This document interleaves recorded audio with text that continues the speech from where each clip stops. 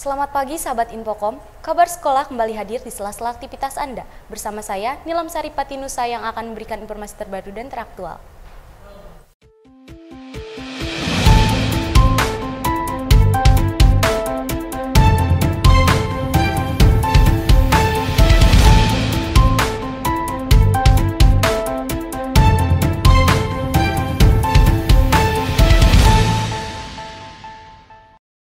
Sahabat Infokom, sejarah pendidikan formal bagi penduduk Indonesia dimulai sejak tahun 1901. Pada masa itu, pendidikan formal bernama Holland Inland School. Berikut informasinya untuk Anda. Sejarah mulainya pendidikan formal tahun 1901, Belanda mulai memperkenalkan sistem pendidikan formal bagi penduduk Hindia Belanda. Namun, pendidikan formal dibagi berdasarkan kelas sosial dan keturunan. Baru anak pejabat dan bangsawan pribumi yang bisa mengenyam pendidikan formal.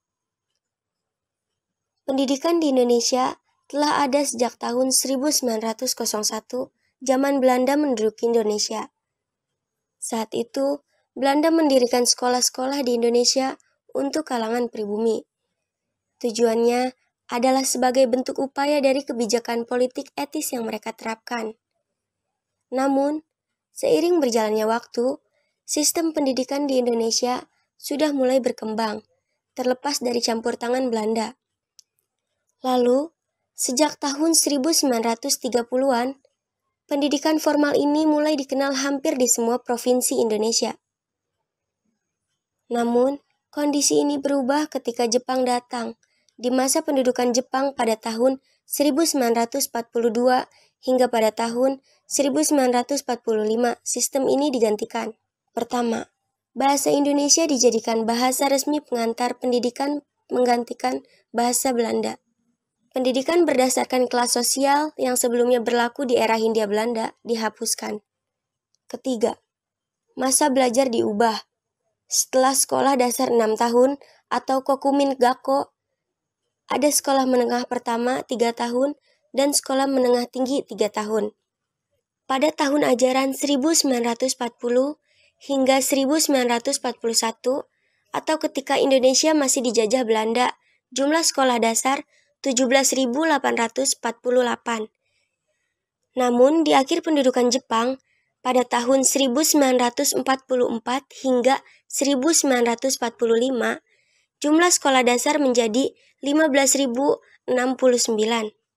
Selain itu, hal lain yang juga menjadi perhatian panitia ini adalah terkait rencana pelajaran, organisasi pemeliharaan isi pendidikan, dan pengajaran. Dari SMK Infokom, tim kabar sekolah melaporkan untuk Anda. Sahabat Infokom, kini bisnis jaket kulit mulai menjajakan dagangannya di pinggir jalan.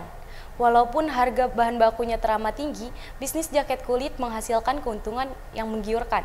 Salah satu pakaian yang mewah ini memang memiliki harga yang begitu fantastis. Berikut informasinya untuk Anda. Walau harga bahan bakunya teramat tinggi, bisnis jaket kulit menghasilkan keuntungan yang menggiurkan. Bisnis jaket kulit memiliki keuntungan yang menggiurkan dibanding bisnis lain. Salah satu pakaian mewah ini memang memiliki harga yang lumayan fantastis. Oleh sebab itu, keuntungan yang didapat pun sangat menggiurkan. Di balik keuntungan yang menggiurkan, ada tingkat resiko yang tinggi dalam menggeluti bisnis ini. Nah, oleh sebab itu, harus sangat hati-hati sekali dalam membuat jaket kulit. Mulai dari pemilihan kulit, pola, sampai dengan menjahit kulit jadi jaket. Jam 8 malam sampai jam 9 sejak 2014 akhir ini. Kulit kebanyakan domba, tapi ada juga kambing. Jaket yang dibuat pun menggunakan kulit domba Garut, diurut dari yang kualitas rendah sampai dengan kualitas terbaik, seperti kulit sapi lokal, kulit domba dan sapi ekspor, kulit domba dan sapi impor. Di zaman milenial ini, bisnis jaket kulit semakin mengalami kemajuan yang sangat pesat. Dari SMK Infokom Kota Bogor, tim kabar sekolah melaporkan untuk Anda. Bisnis camilan makaroni banyak digemari dari berbagai kalangan. Dengan cita rasa pedas, membuat makanan ini selalu dipenuhi generasi milenial. Berikut liputannya untuk Anda. Menjalankan sebuah bisnis tentu menjadi keinginan banyak orang, apalagi bisnis tersebut menjadi ladang kehidupan bagi banyak orang. Bukan lagi berbicara soal kesuksesan pribadi, tetapi memberikan manfaat dan kebahagiaan dengan sesama. Dalam menjalankan bisnis maupun usaha, diperlukan tekad dan kemampuan yang kuat agar mampu membangun bisnis tersebut bisa terus berkembang. Cemilan makaroni selalu dipenuhi generasi milenial yang sangat menggemari makanan olahan bercita rasa pedas. Bukan hal yang mudah saat menjalankan bisnis makaroni tersebut, banyak yang meragukan hingga menyayangkan menjual makanan yang sudah banyak dijual di warung-warung kelontong. Makaroni kering, bantet, basah, sama basreng 10 gitu.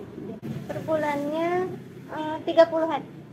Ini adalah salah satu bisnis yang sangat mudah untuk dijalankan hanya dengan modal sedikit.